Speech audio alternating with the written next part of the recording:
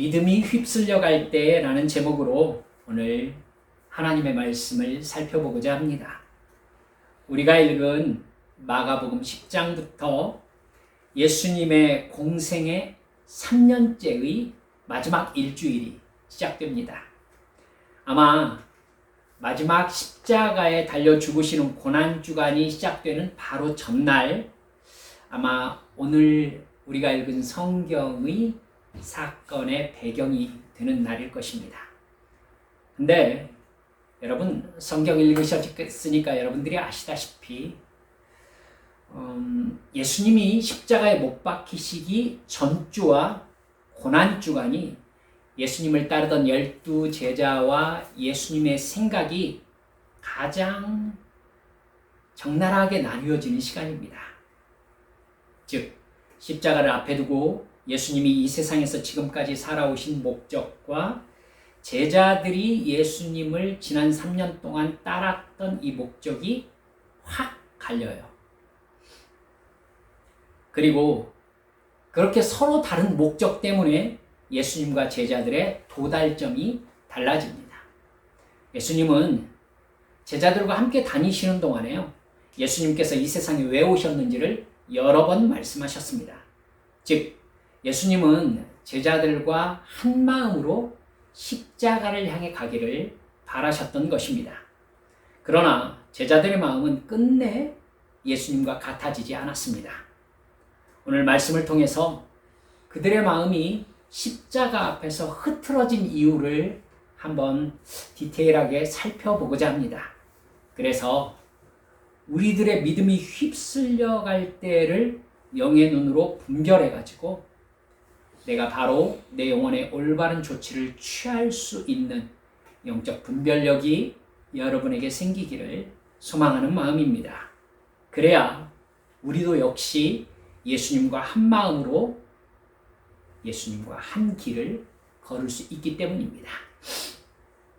오늘 본문에서 세베대의 아들 야고보와 요한이 예수님께 선생님, 반드시 들어주시기를 바라는 부탁이 있습니다, 이렇게 말하고 있습니다. 예수님이 주요 제자들이잖아요. 베드로, 야고보, 요한. 근데 야고보와 요한은 형제입니다. 이 두 주요 3명의 제자 중에 이 2명이 예수님에게 중요한 부탁이 있습니다 라고 말씀하니까 예수님이 주의 깊게 들으신 것 같습니다. 뭘 해주기를 바라는데, 그러자 둘이 오늘 우리가 읽었던 본문 37절에서 이렇게 얘기합니다. 주의 영광 중에서 우리를 하나는 주의 우편에, 하나는 좌편에 앉게 해주십시오. 그러니까 자기 둘을 예수님 다음 가는 권력자로 세워주시라라는 청탁인 것입니다. 더욱이 제자들 중에 가장 높은 자리에 오르고 싶다, 이렇게 말하고 있는 것이죠. 마태복음 20장 20절부터는요, 이 사건이 조금 더 디테일하게 묘사되어 있습니다.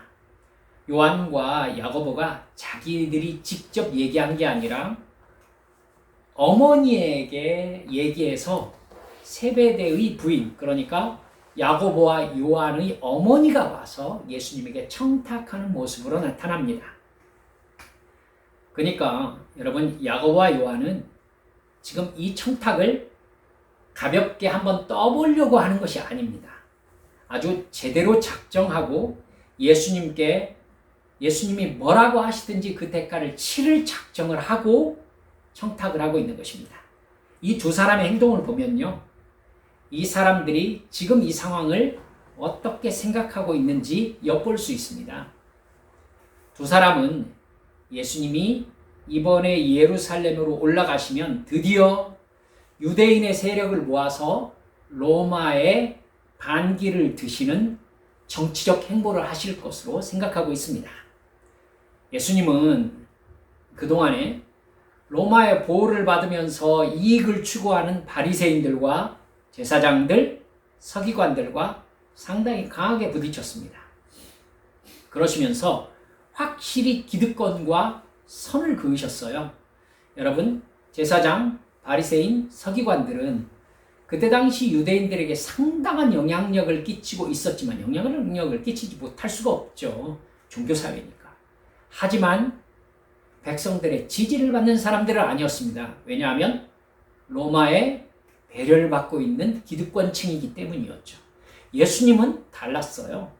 그들과 선을 정확하게 그으면서 서민들, 못 사는 사람들 찾아다니면서 병을 고쳐주시고 그들의 말을 들어주시고 그들에게 천국 복음을 전하셨던 겁니다.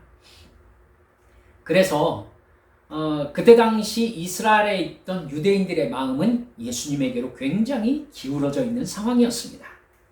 그리고 마침내 3년째 되는 6월절에 예루살렘으로 올라가시는데 분위기가 좀 다른 거예요.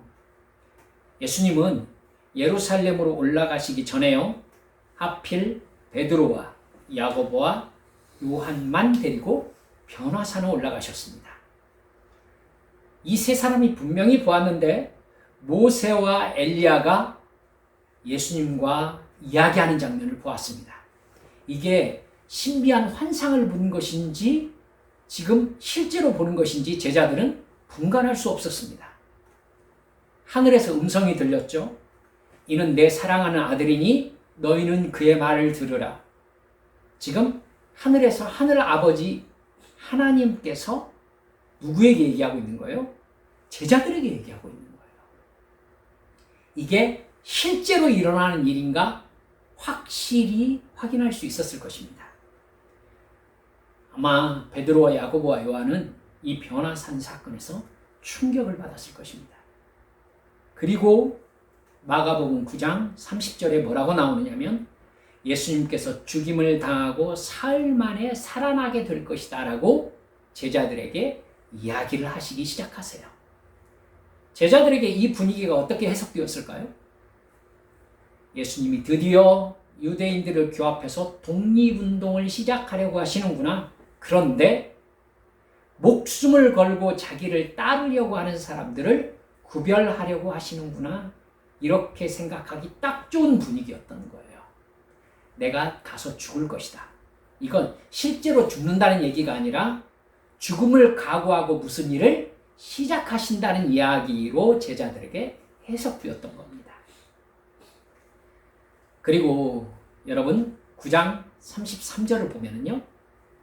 가버나움에 이르러 집에 계실새 제자들에게 물으시되 너희가 길에서 토론한 것이 무엇이냐? 이런 이야기가 나옵니다. 34절에 보면 그들이 잠잠하니 이는 길에서 서로 누가 크냐 하고 쟁론하였음이라 이렇게 나옵니다. 여러분 제자들이 확실하게 우리 제자들 중에서 누가 가장 높은 자리에 앉겠는지 서로 신경전이 시작되고 있지요. 예수님에게서 뭔가 이전과 다른 분위기를 제자들이 감지한 겁니다.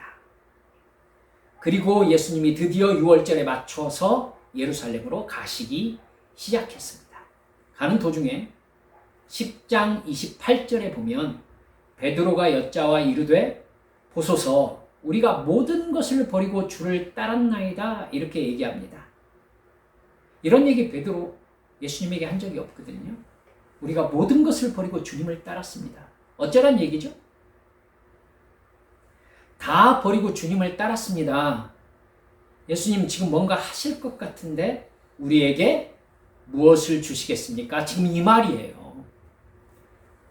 제자들에게서 예수님에게 자기 인생의 결정적 유익을 얻을 순간을 노리고 있는 모습이 드러나고 있습니다.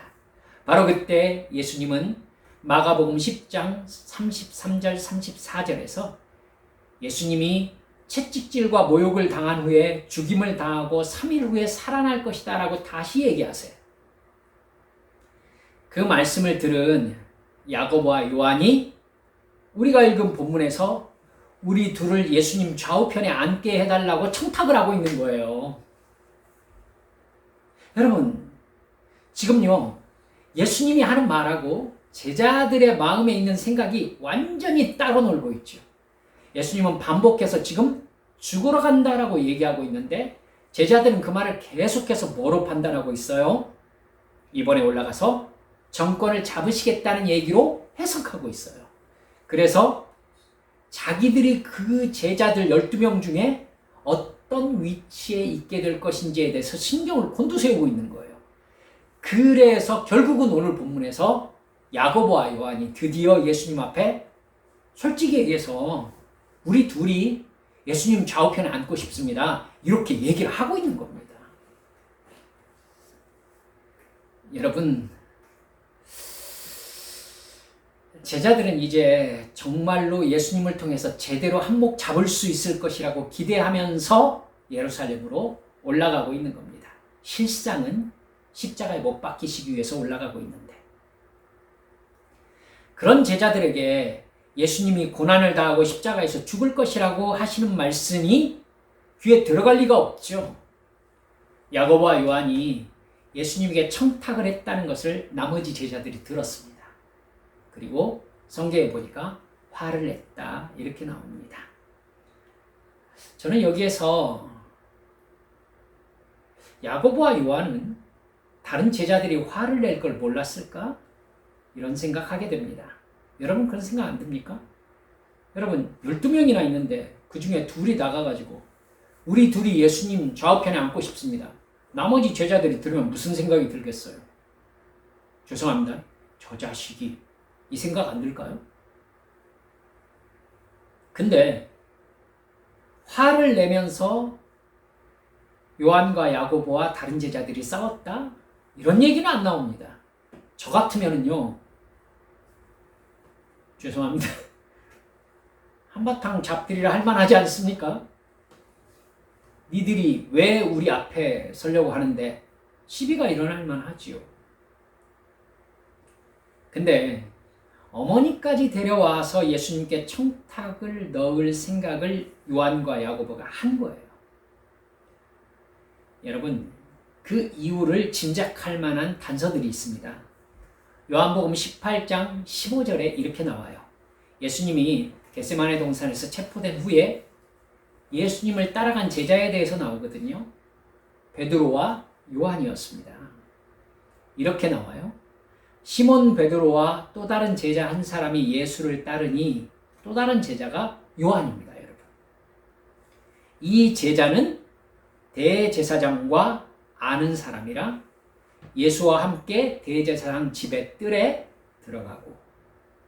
여러분, 그러면 무슨 얘기가 되느냐면요, 지금 예수님께 청탁을 넣고 있는 야고보와 요한, 즉 이 세베대의 두 아들들은요, 갈릴리 쪽에서 살고 있으면서도 예루살렘의 대제사장과 연줄이 다 있는 사람인 겁니다. 그러면 나름대로 상당히 유력한 집안의 아들들이었던 거예요. 금수저였던 겁니다. 그러니까 어머니를 동원한 청탁이 효과가 있을 것이라고 생각할 만한 배경을 가지고 있었던 거예요. 그걸 제자들도 알고 있었기 때문에 시비를 걸면서 싸우려고 하지 않았던 거고요. 여러분, 이 분위기로 지금 제자들과 예수님이 예루살렘으로 올라가고 있는 겁니다.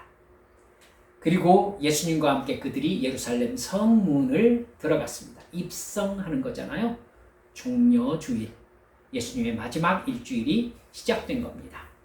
예루살렘에 들어오실 때에 온 예루살렘 사람들이 예루살렘 성문으로 몰려 나와가지고 예수님을 맞이했습니다.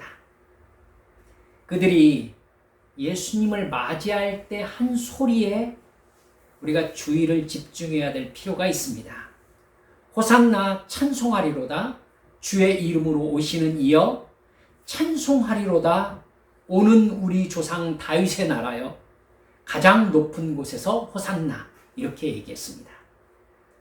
여러분, 호산나가 반복되고 있죠. 호산나가 무슨 뜻입니까?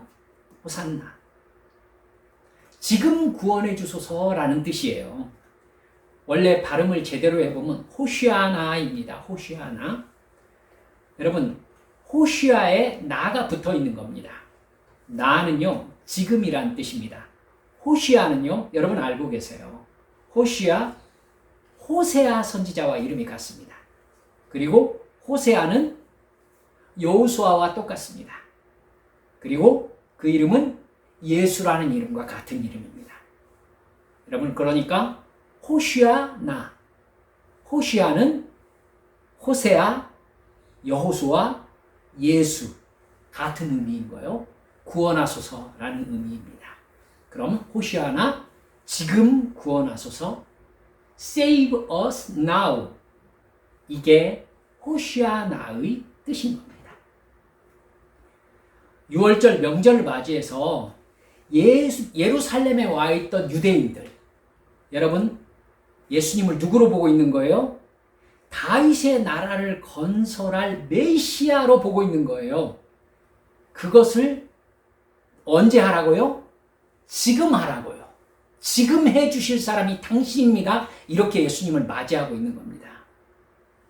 이 엄청난 환영 행렬을 뚫고 예수님과 제자들이 들어가는 거예요. 제자들의 마음이 어떨까요? 바로 이거죠. 그들이 3년 동안 예수님을 따라다녔던 목적이 이제 이루어지고 있는 겁니다. 이제 예수님 세상인 거예요. 모든 유대인들이 예수님을 중심으로 뭉쳤습니다. 그러기에 최대의 명절인 6월절이 기가 막힌 기회였던 거예요. 제자들의 마음에는 그야말로 앞으로 얻게 될 부와 권세와 명예에 대한 부푼 꿈이 가득 찰 수밖에 없는 현장이었습니다. 그런데 예수님은 마가복음 14장 27절 마지막 만찬에서 제자들에게 이렇게 말합니다. 너희가 다 나를 버릴 것이다. 그러자 베드로가 곧바로 뭐라고 하느냐면요, 다 버릴지라도 나는 그리하지 않겠나이다, 이렇게 말합니다. 여러분, 베드로의 대답에서 가장 중요한 포인트가 뭐예요? 다 버릴지라도입니다. 다 버릴지라도. 왜 이 말을 굳이 하죠? 예수님, 저는 절대로 버리지 않겠습니다, 이래도 되잖아요. 근데 다 버릴지라도 저는 절대로 버리지 않습니다, 이렇게 얘기합니다. 누구를 염두에 두고 있는 거죠? 야고보와 요한을 염두에 두고 있는 겁니다. 여러분, 그동안 베드로는 수제자였습니다. 그런데 야고보와 요한이 이 베드로를 앞질러 가지고 예수님에게 예수님 좌우에 앉고 싶습니다 라고 유리한 위치에서 청탁을 넣은 거예요. 베드로는 할 말이 없었던 겁니다. 근데 결정적인 기회가 온 거죠. 너희가 다 나를 버릴 것이다. 아닙니다. 다 버릴지라도 저는 버리지 않습니다. 여기에서 다가 누구예요? 야고보와 요한인 겁니다. 야고보와 요한이 예수님을 버릴지라도 저는 따릅니다, 이 얘기죠. 치열한 상황인 겁니다. 여러분, 이 분위기에서 예수님이 그래, 너는 수제자잖아, 이러면 얼마나 좋았겠습니까? 예수님이 대답하십니다. 오늘 이 밤 닭이 2번 울기 전에 내가 3번 나를 부인하리라. 베드로가 한 번 더 못을 박습니다. 내가 주와 함께 죽을지언정 주를 부인하지 않겠나이다. 모든 제자도 이와 같이 말했다고 나옵니다. 제자들 머릿속에 지금 무슨 생각이 가득하죠? 예수님이 십자가에 못 박히신다는 이 얘기는 지금 떠보는 상황이다가 퍼센테이지가 상당히 높은 겁니다. 제자들이 어떻게 해서든지 이 상황에서 예수님 눈에 들려고 하고 있어요. 서로. 그리고 예수님이 마지막 만찬을 끝내시고 제자들과 함께 겟세마네 동산으로 가셨습니다. 아시다시피 여러분, 그곳으로 가룟 유다가 제사장들이 보낸 사람들과 함께 들이닥쳤습니다. 예수님이 순순히 체포되세요. 베드로는 칼을 휘둘렀지만 예수님께서 귀를 잘라버린 그 사람의 귀를 붙여주시면서 베드로에게는 칼을 집어넣어라. 칼로 일어난 자는 칼로 망하는 것이다. 이 일이 있어야 될 것이라고 성경에 예언되어 있다. 이렇게 말씀하십니다. 그러자 14장 50절을 보면 정확하게 이렇게 나옵니다. 제자들이 다 예수를 버리고 도망하니라. 예수님 말을 그대로 반복하고 있죠. 너희가 다 나를 버리고 도망갈 것이다. 그리고 14장 71절 72절을 보면 베드로가 저주하며 맹세하되 나는 너희가 말하는 이 사람을 알지 못하노라 하니 닭이 곧 두 번째 울더라. 이에 베드로가 예수께서 자기에게 하신 말씀 곧 닭이 두 번 울기 전에 네가 세 번 나를 부인하리라 하심이 기억되어 그 일을 생각하고 울었더라. 이렇게 나옵니다. 제자들의 부푼 꿈이 베드로에 이르기까지 완전하게 부서지고 있습니다. 제자들 즉 야고보와 요한, 청탁을 넣은 야고보와 요한, 너희가 나의 잔을 같이 마실 수 있느냐? 예, 마실 수 있습니다. 그냥 버리고 도망갔지요. 제가 주와 함께 죽을지언정 주를 부인하지 않겠습니다. 도망갔습니다. 왜 이런 상황이 발생했을까요? 어떻게 이렇게 제자들은 몇 시간 전에 얘기한 고백들을 모두 다 잊어버린 채 예수님과 극단적으로 다른 방향을 향해 가는 사람들이 되고 말았을까요? 답은 이미 제목에서 여러분들께 말씀드렸습니다. 믿음이 감정에 휩쓸렸기 때문입니다. 여러분의 생각에 예수님이 십자가에 못 박히시기 위해서 예루살렘으로 가신다는 말씀을 제자들이 사실로 받아들이지 못하게 만든 결정적 사건이 무슨 사건인 것 같습니까? 바로 예루살렘 입성 사건입니다. 예수님은 입성하기 바로 전까지 분명히 예루살렘에서 예수님께서 붙잡혀서 모욕을 당하신 후에 십자가에 못 박혀 죽으실 것이라고 여러 번 말씀하셨습니다. 그 일을 위해서 예수님이 오셨다고까지 말씀하셨어요. 제자들은 그 말씀을 듣고 침울해했고요. 베드로는 절대 그 일이 일어나면 안 된다고 말씀드렸다가 사탄아 내 뒤로 물러가라는 책망을 들었습니다. 여러분, 그럼 제자들은 예수님이 십자가에 못 박혀 죽으신다면 그럼 나는 앞으로 어떻게 해야 되지? 틀림없이 근심했을 것입니다. 내가 예수님을 따른다는 것이 무슨 의미가 있지? 무엇을 얻자고 여기까지 따라왔지? 고민이 되었을 겁니다. 마가복음 9장 32절을 보면 제자들은 이 말씀을 깨닫지도 못하고 묻기도 두려워했다라고 나오고 있습니다. 그런 분위기를 일시에 뒤집어 버렸던 사건이 바로 예수님과 함께 예루살렘으로 입성했던 사건인 겁니다. 분위기가 끝내줬던 거예요. 제자들은 이럴 줄 알았다면서 완전히 들떴을 겁니다. 그 모습이 바로 그렇게 원해왔던 것들이잖아요. 온 예루살렘 사람들과 명절을 위해서 들른 유대인들이 예수님을 향해서 손을 들면서 환호를 질렀습니다. 온 예루살렘 사람들, 당신이야말로 우리를 구원해 줄 메시아라고 소리를 질렀던 거지요. 예수님으로 인해서 다윗의 왕국이 회복될 것을 꿈꾸고 있었습니다. 온 세상이 예수님을 따르는 분위기가 나타났던 것이죠. 지금까지의 고민, 제자들의 머릿속에서 싹 사라져버렸을 것입니다. 예수님이 누구시며 예수님이 지금까지 무슨 말씀하셨으며 무엇을 위해서 예수님이 여기에 오셨다고 하셨더라 다 날아가 버렸을 것입니다. 제자들은 예루살렘 사람들의 분위기에 쑥 휩쓸렸습니다. 예루살렘 사람들의 모든 눈이 예수님에게 집중되었습니다. 이제 예수님이 한마디만 하면은 민중 봉기가 일어날 참이었습니다. 제자들의 기분은 하늘로 떴겠지요. 이게 무슨 효과를 가져옵니까?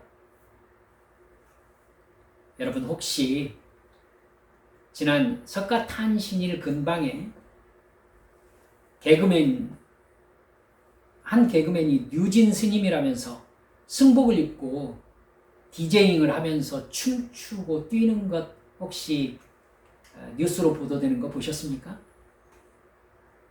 관객들은요 손을 모으고 합장을 한 채 하늘을 향해 찌르면서 제자리에서 몇 시간 동안 뛰었다고 하더라고요. 춤을 추었습니다. 그 모습을 본 한 주지 스님이 젊은 사람들이 절에 가면 너무 어려워 힘들어 이런 느낌이 많았는데 우리 뉴진 스님이 절에 가고 싶다는 느낌이 들게 했다 이러면서 칭찬을 했습니다. 그 개그맨은 이렇게 얘기했어요. 그날이 일요일이었다. 교회에서 예배 끝나고 나오다가 음악 소리에 이끌려서 본인도 모르게 거기에서 놀았다는 사람들이 많았다는 말을 들었다. 이렇게 이야기했습니다. 무슨 분위기인지 여러분 짐작이 가실 것입니다. 이것이 휩쓸린 분위기, 흥분된 분위기의 어리석음입니다. 교회도 이런 어리석음에 깊이 빠져 있다는 것을 잊지 말기를 바라는 마음입니다. 저는 오랜 시간 동안 교회에서 20대 때부터 찬양 인도자로 사역했습니다. 찬양 인도자에게 교회 담임 목사님이 기대하는 것이 무엇입니까? 마음을 열어달라는 것입니다. 마음을 열어달라는 게 무슨 뜻일까요? 거두절미하고 냉정하게 말씀드린다면 이성적인 마음을 감정적인 마음 상태로 만들어 달라는 뜻입니다. 죄송한 이야기로 이렇게 얘기해 본다면 분위기를 띄워달라는 얘기죠. 찬양 사역을 하는 동안 정말 많은 목사님들이 저에게 교회 음악과 교회 조명과 교회 음향과 교회 영상에 대해서 저와 상의를 하셨습니다. 왜일까요? 예수님이 예루살렘에 입성하던 분위기를 내기 위해서입니다. 기분에 들뜨게 만들 수 있는 방법을 저에게 알아내고 싶은 거지요. 그리고 죄송합니다만 제가 그 일을 제법 잘했던 사람으로 그분들께 보였던 것이고요. 어떻게 하면 그런 분위기를 만들 수 있습니까? 원하는 것을 주면 됩니다. 원하는 기분을 맞춰주면 됩니다. 듣고 싶은 말을 해주면 됩니다. 사람은 원하는 것이 충족되면 기분이 들뜨게 되어 있습니다. 감정이 올라옵니다. 여러분, 그러면 안 하던 행동도 합니다. 제가 어렸을 때 부흥회에 갔다가 충격적으로 아직도 기억하고 있는 일이 있습니다. 강사 목사님이 마음을 울리는 예화나 설교를 통해서 성도들이 마음에 감동을 받았구나, 혹은 성도들이 눈물을 흘렸구나 라고 느끼고 나면 여러분, 강사 목사님들은 바로 헌금 작정을 시킨다는 거 여러분 아실 것입니다. 저는 100만 원 잃어서 500만 원 잃어서 이렇게 얘기할 때 눈물을 닦으면서 일어서던 성도들의 모습을 제가 충격적으로 기억하고 있습니다. 어린 저에게 그 모습은 너무너무 큰 충격이었습니다. 100만 원 잃어서 하니까 사람들이 서로 바라보는데 어떤 분들은 눈물을 훔치면서 일어서더라고요. 500만 원 잃어서 없어? 500만 원도 없고 어떻게 복을 받아? 이렇게 소리를 지르더라고요.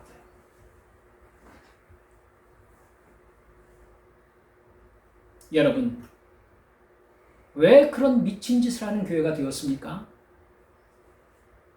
욕망에 붙잡혀서 감정적인 사람들이 되었기 때문입니다. 왜 예루살렘 사람들과 6월절 여행객들과 제자들이 예수님을 바라보면서 마음이 둥둥 떴습니까? 왜 호산나라고 외치면서 소리를 질렀습니까? 그들이 예수님께 바라는 소원이 있었고 그 소원이 이루어질 것 같았기 때문입니다. 그들의 소원, 제자들의 소원이 예수님께서 정권 잡으면 한 자리 하는 것이기 때문이었습니다. 그것이 이루어질 것 같은 분위기, 내 소원이 이루어지겠구나라는 기분이 들뜬 상태에서는 신앙 이성이 작동하지 않습니다. 축복받으라는 큰 소리, 음악, 조명, 분위기가 고조되면 신앙 이성이 마비됩니다. 멍청이 종교가 되는 것이죠. 그러면 돈을 막 냅니다. 이게 종교 사기꾼들이 노리는 포인트입니다. 그게 은혜입니까? 그 일에 가장 적극적으로 도움을 줬던 사람들이 찬양 인도자들, 찬양 사역자들입니다. 그래서 저는 지난 20년 동안 그 일을 놓고 아직도 회개하고 있습니다. 찬양 사역자들은 예외 없이 하나님께 간절히 회개해야 합니다. 제자들이 바로 그 분위기에 휩쓸린 것입니다. 그들은 자기 출세를 위해서 십자가에서 죽으시려는 예수님 앞에서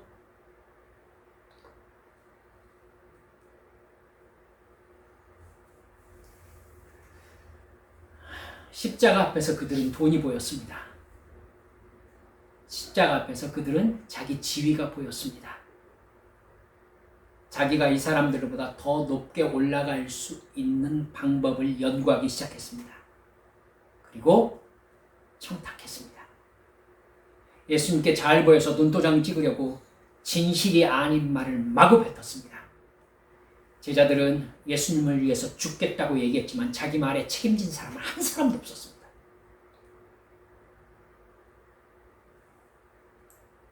예수님은 제자들의 그 진실이 아닌 말씀을 듣고 씁쓸하게 말씀하셨습니다. 네가 오늘 닭이 2번 울기 전에 3번 나를 부인하리라. 너희들이 모두 다 나를 버리고 떠나가리라. 십자가가 정말로 나타나자 한 사람도 남김없이 예수님을 버리고 도망갔습니다. 말씀을 마무리합니다. 여러분, 우리 한빛 지체들은 명심하십시다. 기독교는 절대 감정적인 종교가 아닙니다.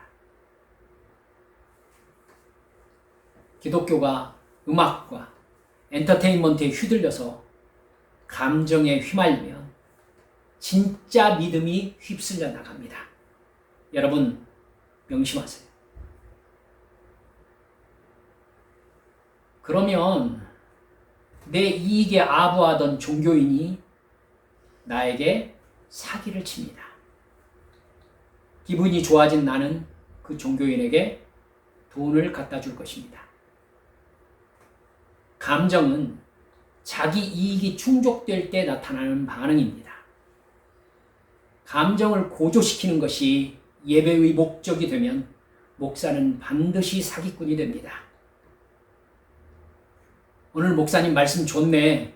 이 말을 듣는 목사라면 내가 교인들을 만족시키고자 하는 신전창기의 마음을 가지고 있지는 않은가 점검해 봐야 합니다. 진정으로 거듭난 사람의 감정은 자기 이익에 들뜨지 않습니다. 한 번 더 말씀드립니다. 진정으로 거듭난 사람의 감정은 자기 이익에 들뜨지 않습니다. 예수님의 말씀에 집중합니다. 하나님이 주시는 구원과 사랑에서 행복과 기쁨을 느낍니다. 그 영적인 감정은 내 이성을 휩쓸어버리는 극단적 감정 표출로 드러나지 않습니다. 여러분, 바울이 예수님을 만난 극적인 경험을 했습니다. 그때 바울 사도가 뭐라고 했습니까? 주여, 누구십니까? 나는 네가 박해하는 나사렛 예수다. 그러자 바울이 어떻게 했습니까? 그 자리에서 엎드려 울었나요? 아니면 그 자리에서 일어나 방방 뛰면서 예수님이란 말입니까? 이랬습니까? 여러분, 바울은 거기에서 극단적인 감정의 휩쓸림 증상을 전혀 보이지 않습니다. 주여, 누구십니까? 나는 네가 박해하는 나사렛 예수다. 여러분, 하늘에서 음성이 들리고 있는 거예요. 그때 바울 사도 이렇게 얘기합니다. 주여, 제가 무엇을 하리이까?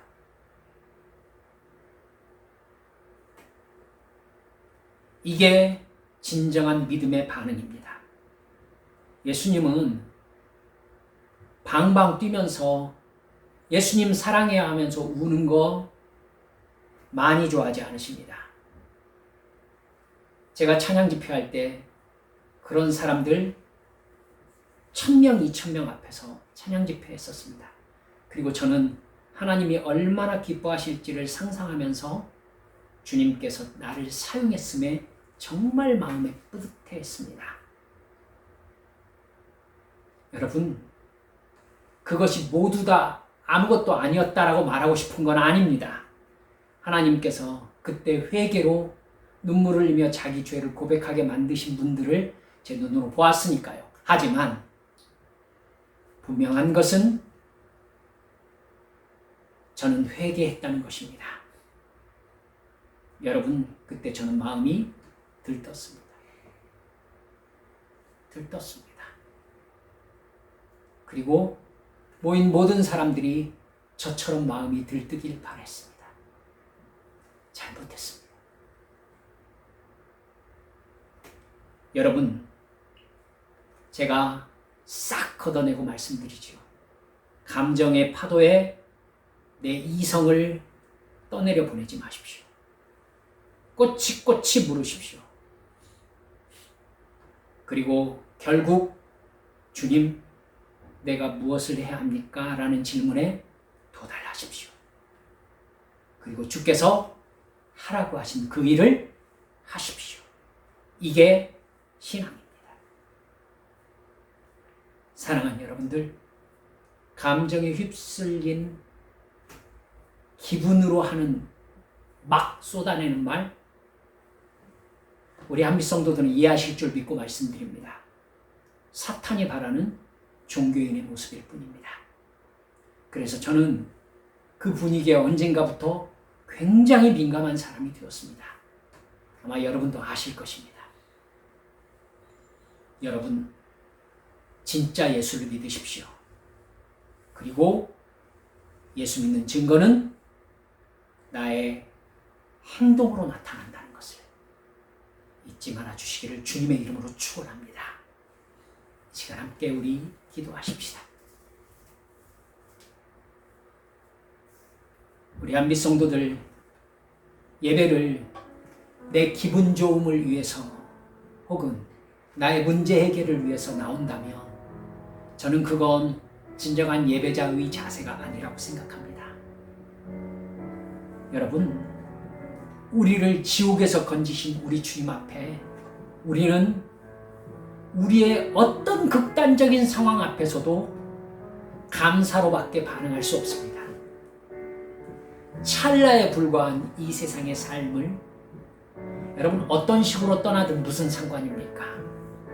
주여, 당신께서 저를 천국으로 옮기신 그 은혜를 베푸신 것, 그 은혜 앞에서 저는 어떤 상황에 놓여 있어도 감사와 순종밖에 할 것이 없습니다. 이게 진짜 신앙 아니겠습니까? 사랑하는 여러분들, 우리 한빛 성도들, 그렇게 진짜 천국 갈 수 있는 믿음의 성도들이 모두 되시기를 주님의 이름으로 축원합니다. 주여, 그 믿음 내게 주시옵소서. 함께 통성으로 기도하시겠습니다. 아버지 하나님, 아버지 하나님,